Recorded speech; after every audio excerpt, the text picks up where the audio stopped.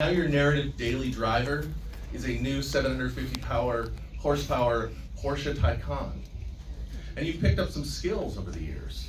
Beginnings, you can jet off the starting line better than most. Frankly, you might not be the best in the genre at beginnings, but you're good enough to enable your middles. Now many writers hate middles, hate middle books, call it the middle muddle. They tend to get lost. They take wrong turns. Not you. This is where you and most epic fantasy writers shine. With you at the wheel, the engine roars to narrative beats, growls through the downshifts as you enter the curves, and it sings as you come flying out of the twists. You are the master of the road, weaving through plot complication traffic with ease, hopping from point of view to point of view like a stuntman leaping from car to car in those masterpieces of avant-garde cinema, The Quick and the Angry. But then, you see it coming.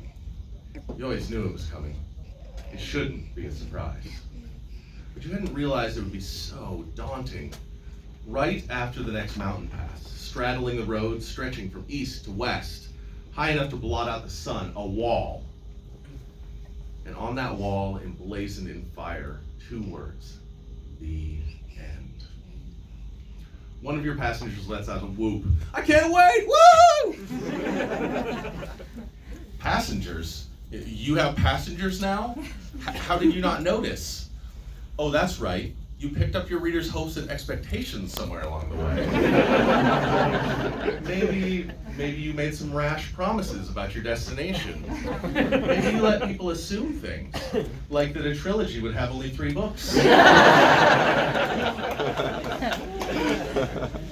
Maybe they assumed that since you were good enough at beginnings and middles, that surely you must be equally good at endings. At this point, you don't have a whole lot of choices. You can A, stop the car in the middle of the road and pretend it's normal and of no concern that black smoke is billowing from the engine. Or wait. There's a choice B, an off-ramp. Write more sequels. I'm going to take us through those mountains, you say. We'll come into the ending from a much better direction that way. Whew. This not only buys you time, it has the added advantage of maybe even being true. When I wrote the first draft of Lightbringer 4, it was over 1,600 manuscript pages long. And that was the short version. You don't want to write the short version. A mere 1,600 pages? What are you, a writer of Cliff Notes? I in shame, sirrah, nay. You are a successful writer of epic fantasy, and you don't climb molehills, you climb the Continental Divide, tires squealing on going to the Sun Road in Glacier Park, drifting around hairpin turns, frightening pedestrians into leaping from the cliffside road as your perilous passage. Sorry, I was willing to sacrifice you for my art. After all, if you were happy to leave rich valleys of conflict unexplored, you'd have simply taken an airplane to your destination rather than driving through mountain passes 5 times. But whether you add 2 books or 11, the end looms. Now you've written the end before, after each mountain peak, but an ending and the ending are categorically different. An ending aims at only partial reader satisfaction. An end of an epic fantasy book in the middle of its series is working perfectly if the reader says, that was great, but I really want to know. The end is different. And if you do add more books, you shouldn't be too surprised when your passengers start asking, are you lost? Are we there yet? It seems now that your Porsche Taycan has morphed into a Tesla Model X. How'd that happen? Well, you did keep picking up quirky hitchhikers, then let them navigate for a chapter or 2, and eventually they became point-of-view characters. But then, well, you added so many subplots, you had to make that stuntman's leap over into one of those 15-passenger Mercedes-Benz vans they call a Sprinter. A name that proves, contrary to popular belief, that the Germans do understand irony. Still, with your expertise and guts, you get some surprising handling out of that sucker, but the margin for error shrinks. Want to get off to a quick start with a novel late in the series? Not so fast, bucko. Some fans have just read or reread the previous book. They're ready to go, but other fans haven't read that book in 2 or 3 years. They're going to need an on-ramp to get them up to speed. But if you start slow to let those kids find their seats and buckle up, you just know the other kids are going to get bored. And you do not want bored kids on a school trip, flinging Cheez-Its at each other's heads and making fun of the driver. So somehow, now you're driving a souped-up school bus down the last mountain pass. This is one bad A bus, but it's still a bus. A bus crammed full of readers, bouncing up and down, kicking the seats, some of them staring in completely the wrong direction, as if you promised to drive them to the moon rather than the verdant plains of the ending. Oh, and now you look around, you're not just driving a bus, now you're leading an entire race team. You need to get them all to the finish line at the same time. Every subplot has to matter to the main plot. Every character you introduce with such reckless joy in the last million words needs to show that they were there for a purpose. Everything needs to be addressed, not necessarily tied up in a neat bow, but acknowledged, and in a manner that makes sense chronologically, relationally, logically, emotionally, thematically, and also puts the right characters in the lead when you finally cross the line. I compare the intellectual effort of weaving plot strands together in a final book to taking the SAT, 6 days a week, for 3 years. But as you get the team in order, making sure everyone's in their places, you may also see that your readers have somehow blurred themselves into your characters. When we read a good book, first we're drawn into a scene. By degrees, we trade our reality for the book's reality. The feel of the chair under us, the slightly too cold air of the room we're sitting in, the pixels on the screen, or the weight of the pages in our hand, it all disappears as we come to stand in a new world, surrounded by new people. This just by itself is a marvel. But with certain books, the ego dissolves further still. The reader doesn't simply float like a ghost, observing a wonderful cast playing make-believe together. Instead, the world becomes real, and the reader becomes friends with the characters. Their thoughts and emotions blend with each other's. In a way, they become the characters, maybe identifying more with this one or that. But the reader's soul expands to hold new personalities, new ways of thinking, new ways to grow. So now you're driving a bus filled with the reader's hopes and with their very souls, and you're driving at a wall. Your characters are staring at you. They know. When you hit the ending, some of them may die, and all of them are going to be put on ice. Maybe you'll revive them someday in a sequel, but what are the odds? They know, no matter what, for them, things will never be the same. The ending is their end. They're part of you, and your adventures together are almost over. Many readers understand what's coming too, and don't want it. They say, can't you just write these books forever? How about 7 books, they say. Oh, or 9, that'd fit the colors, Brent.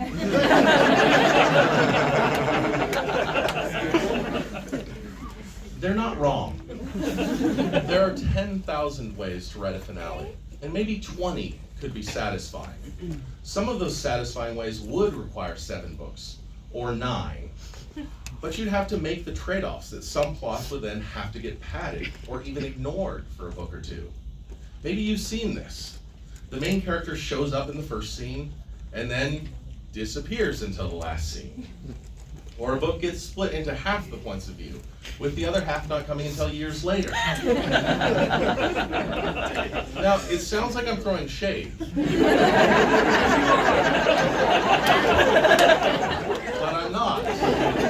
But I'm not. When a series grows in length and complexity, it gets to a point where certain things are impossible because of the structures of fiction and human psychology itself. You don't blame a bus driver for not being able to split lanes or pull wheelies or park in a space 6 feet wide. At some point, there are simply trade-offs that must be made, and those get exponentially more difficult as you pass 1 million words and 7 or 8 or 11 point of view characters. Now, each reader has a different, perfect potential novel in mind. Many of those are literally impossible, but even out of all the possible satisfying endings, you can only deliver one. Like a Domino's delivery driver, you're going to race up to the party, and someone's going to open the pizza box and grunt, "When I told you on the phone to surprise me, I didn't mean to add olives." Someone else will say, "Is this gluten-free?" "Ugh, cheese on a pizza? This is Portland, man." But you, writer, are fearless. You will not pad your novel. You will make the trade-offs you judge to be the best, even knowing the backseat drivers will criticize them. So you swerve past the stopped buses of those authors whose nerve or art has failed them. You roar past the burned out wrecks of series that ended poorly, and with everything in you shouting defiance, you ram into that wall. The end. There's an explosion here, and not everyone survives. The reader's hopes? Dead.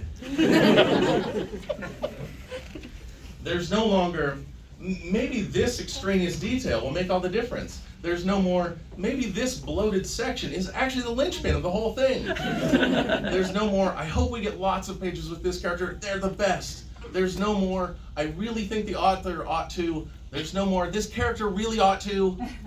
There is no more ought. There is only is.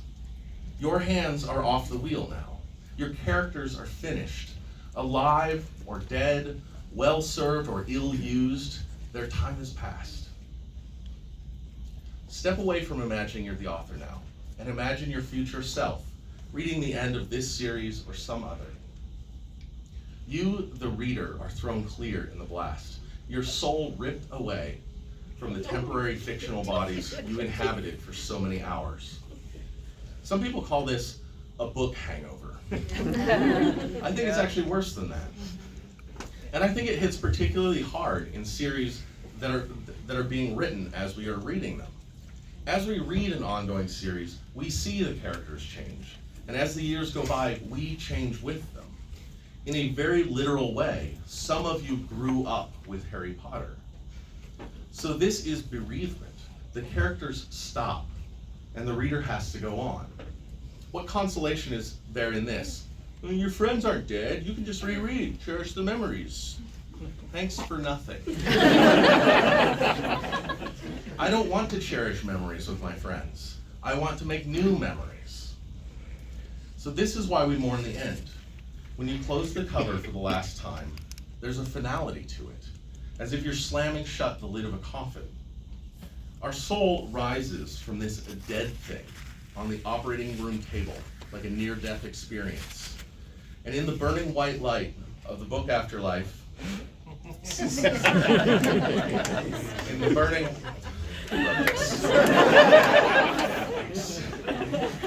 in the plain old regular white light of our book Afterlife, we can at last see the whole story, and therefore judge the whole. Our first questions when we finish reading a novel might be technical and trivial. Did we ever learn what that one woman did? How'd that one guy go get her? Does this line mean that these two are gonna end up together? But at some point, most of us give ourselves permission to feel. And here we enter a mystery. Here, for some moments, we stand on holy ground as we grieve, grapple, and reintegrate ourselves. Three things come together here: the author's skill, the reader's skill, and the truth. Most criticism engages with only one leg of this tripod. How well did the author write? It's a worthy question, if a limited and simplistic one. But as a professional, I spend the bulk of my time worrying about this. But there's a second leg. How well did the reader read? And this isn't always a question of intelligence or education. A critic who has to review 100 books a year can easily get bored trudging through 99 grimdark gore festivals, or 99 dystopian young adult novels with a love triangle and bland heroin. Thus, it's easy for that critic to fall into valuing novelty above all else, even if that one novel out of 100 kind of stinks in other respects. Or a certain literary style may simply not be in vogue. The learned members of the Nobel Prize Committee rejected Tolkien in the early 60s, saying that The Lord of the Rings, quote, has not in any way measured up to storytelling of the highest quality. But one can read poorly for other reasons than that one suffered that kind of tragic cephalorectal insertion. I was proud of that. Jokes you can make to readers. That you just can't use. When I was a child, I hated the ending of The Lord of the Rings. Now don't get me wrong, I read those books over and over. I loved them. Even as a child, I could tell it was profound and purposeful, that Frodo couldn't really go back to the Shire. He couldn't even stay in Middle-earth. He'd won the war, but was forever scarred by it, even crippled.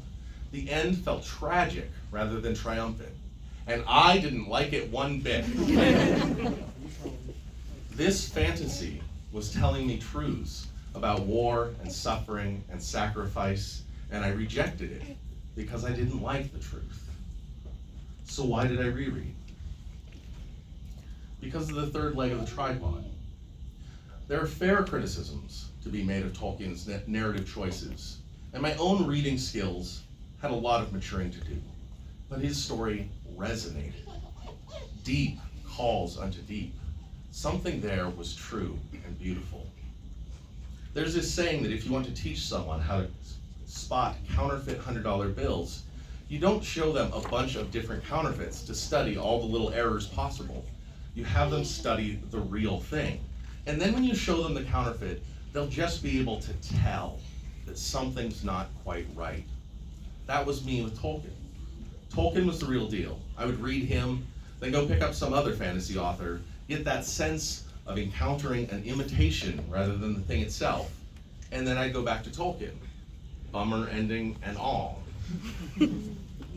So when you judge a book or a series, I'd encourage you to listen to your intuitions. They'll tell you if you've encountered a counterfeit, even if your mind can't tell quite what's wrong.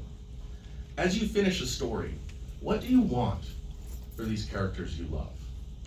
Maybe justice? Or justice mixed with mercy, maybe a lot of mercy, but not too much. It's got to feel like those characters did their part, like what they did mattered. If it's too tidy, too easy, we reject it. It doesn't feel real. Now, someone might point out that it's kind of a funny objection. A make-believe character doesn't feel real, but just because it's not real doesn't mean it's not true. So listen to your whole self when you close a book. Maybe you were pleasantly surprised by that twist, or maybe you saw it coming from miles away. But either way, after you think about it for 2 seconds, you can't imagine the characters would have been surprised. Well, the author's skills failed you, or maybe she just got lazy. Alternatively, maybe the ending is clever or edgy, but it infuriates you with its injustice. It satisfies your head, but not your heart. The author didn't give you what you really wanted. Or maybe the ending was happy, but the characters didn't really earn it. The author gave you what you wanted, but not the way you wanted it. Or maybe what you wanted doesn't ring true. Or maybe, as happened to me with Tolkien, an author will tell you an unwelcome truth. You might have to make peace with it.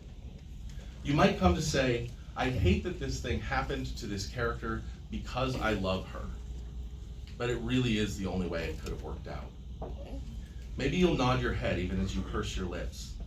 Yeah, This character suffered cruelly all the way through. But in the end, isn't it interesting how much we value how a story ends? How the ending shapes our judgment of the entire thing. Hamlet tells his best friend, "There's a divinity that shapes our ends. Rough hew them how we will." And whether you believe there's a divinity or not, most of us would like it to be true that someone out there cares about our story as much as we care about the stories we read.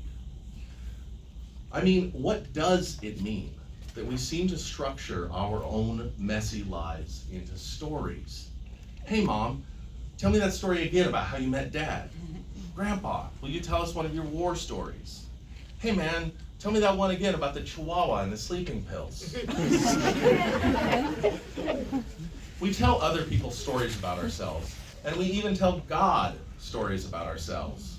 Something like 2,800 years ago, a guy named Nehemiah wrote out a part of his life's story, probably with his own quill.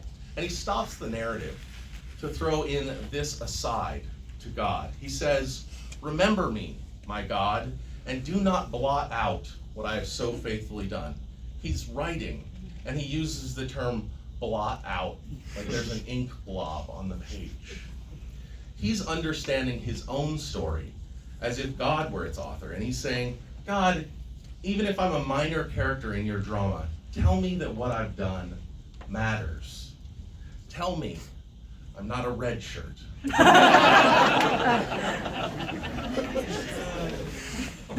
But we even tell ourselves stories about ourselves.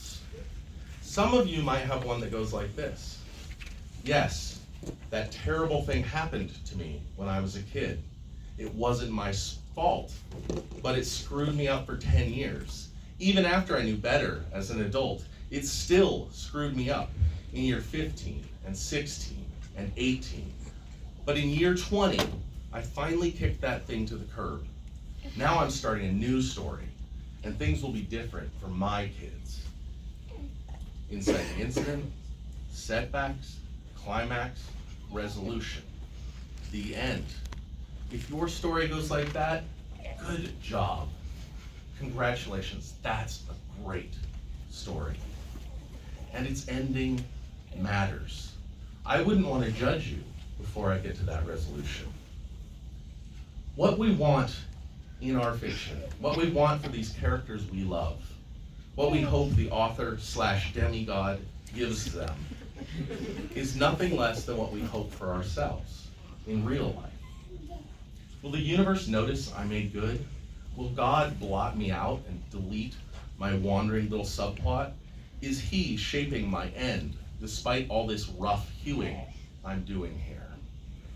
When a series ends, our egos that were dissolved into the narrative will float back to our own lives. We will put ourselves back together. We will go on. If a story doesn't feel true, then it isn't going to become part of us. If there's nothing to wrestle with, nothing that pushes us or pulls us away from this place where we're standing, then it won't move us. It won't change us. We'll happily close a second-rate beach read and say, I'm so happy that Frump Girl ended up with that hot young billionaire. Wouldn't it be nice if things happened like that? Okay, what's for dinner? With Lightbringer, I have dared more. And daring isn't worthy of the name unless the tightrope is suspended, netless, over a chasm of possible failures. What I have brought to these pages may well have been more Ford Taurus wagon than Porsche Taycan. But I've taken my jalopy and put the pedal to the floor. I've stretched my skills to their limit, my characters past breaking, and I've come to the end of myself, seeking to bring you light. At times in writing these last two books, I have literally locked myself in a dark room, blackout curtains drawn, with only a computer monitor to illuminate the room to help me focus for sometimes 14 hours a day, sometimes 7 days a week. Not healthy, don't recommend it. I have lain awake at 3 a.m. with chest pains, trying to convince myself this was just a panic attack. This book wasn't literally going to kill me. I wondered if it was going to cost me my marriage. I have given everything I have to write a series that, to be frank, has many imperfections. But it also carries all my skill, all my courage, all my passion, and all my joy. This story has been part of me for many years now. But my time with it is finished. Now, with fear and trembling, but also with faith and excitement, I hand it over to you. In a few weeks, or perhaps only days, or already, seriously, you will come to this story's end. But if I have wrought well, and if you read well, then this story won't die. In mysterious ways, it may live on, integrated into your story. In the way when you pass through a season of suffering, you turtle bear your way through it. In the way Karis's fierceness inspires you to fight on. In the way you get back up after you've failed. In the way you take one courageous step toward reconciliation with someone you love. It has been a terror and the highest privilege I can imagine to be given the opportunity to make something beautiful for you. This story is mine no longer. Now it is yours. I hope it brings you light.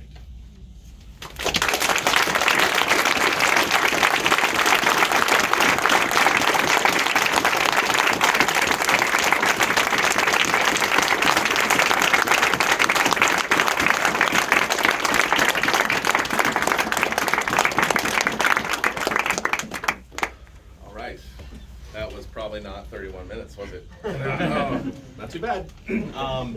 Now is the portion where we go on to some questions.